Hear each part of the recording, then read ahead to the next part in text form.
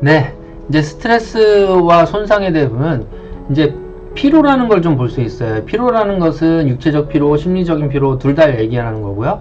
피로의 정의 자체가 어떤 기능의 저하를 말합니다. 기능의 저하가 되어 있으니까 당연히 손상이 일어날 확률이 높아지고요. 기능의 저하가 일어났는데도 불구하고 똑같은 일을 해야 된다면 근골격 질환이 일어날 수 있겠죠.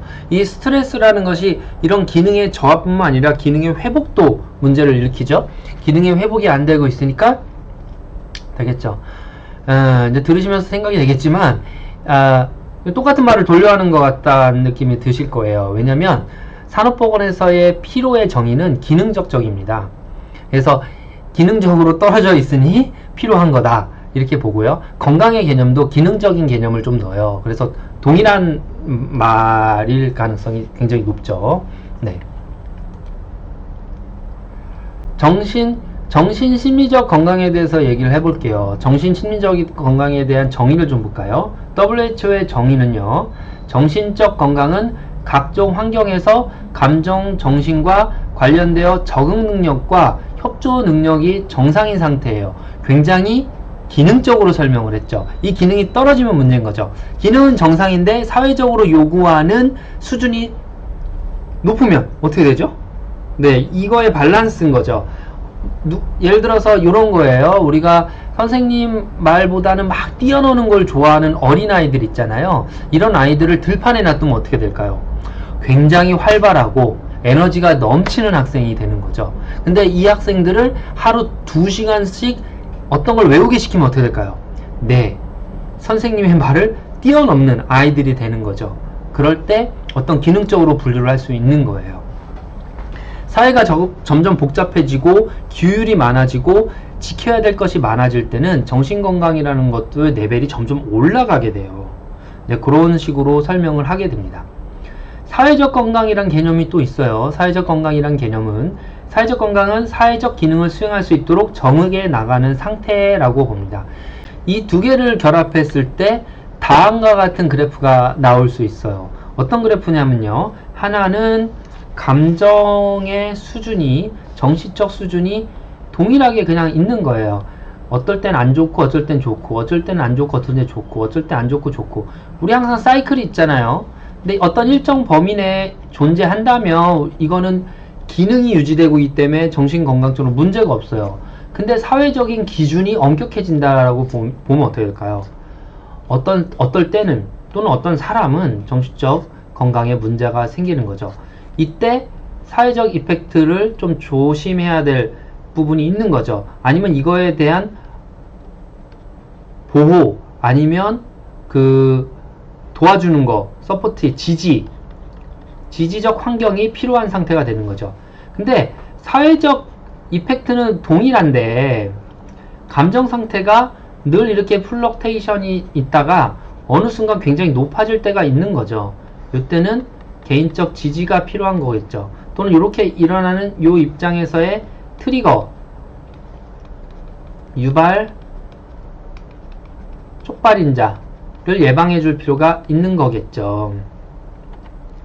이렇게 봤을 때 우리가 어떤 기능적인 부분으로 정신건강을 보기 때문에 이 기능적인 부분을 우리가 조직문화로서 낮춰줄 것이 이게 서포팅과 지지를 해줄 것이냐, 어떤 개인적 플럭테이션을 교육과 트리거 인자를 제거해주면서 예방을 할 것이냐, 요런 거에 따라 우리의 정신심리적 건강이 달라지는 거죠. 요거는 사회마다 다르고요, 시기마다 다르고 그 회사의 문화에서 다 다를 수 있어요.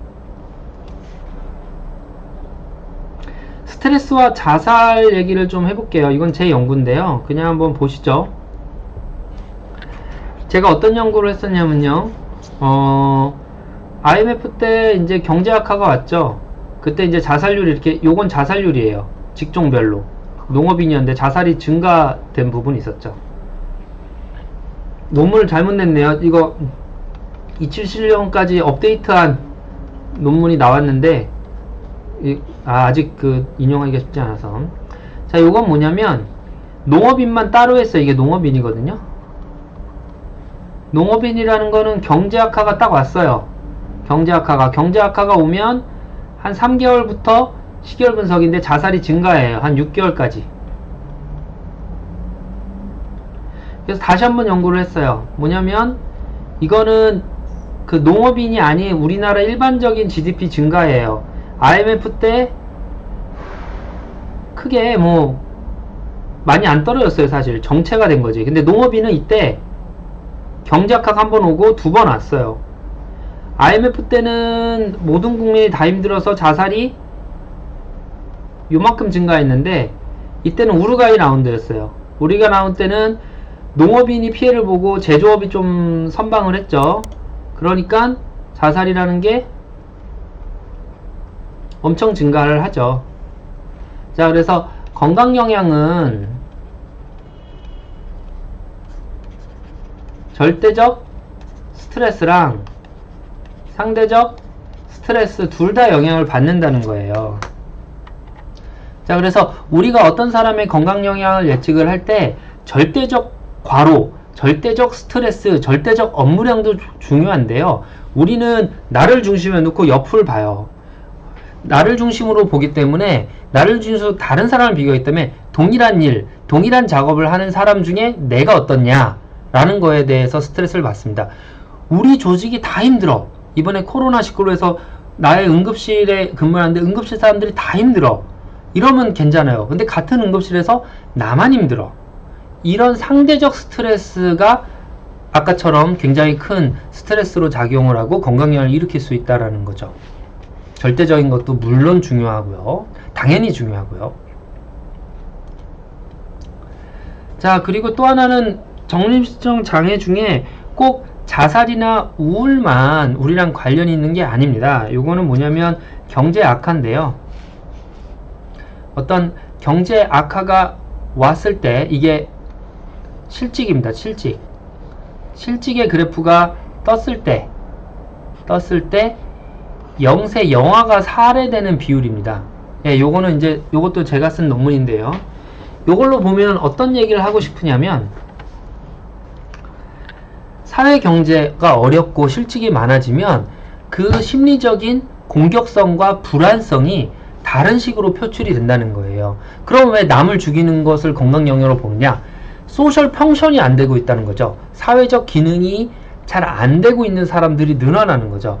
따라서 우리가 어떤 회사에서의 조직 문화가 무너지고 그 회사 내에서의 서로가 서로를 미워하고 싫어하고 하는 것들도 어떠면 직무 스트레스의 영향에 의한 건강 영향으로 볼 필요가 있다라는 부분을 얘기하고 싶어서 넣습니다.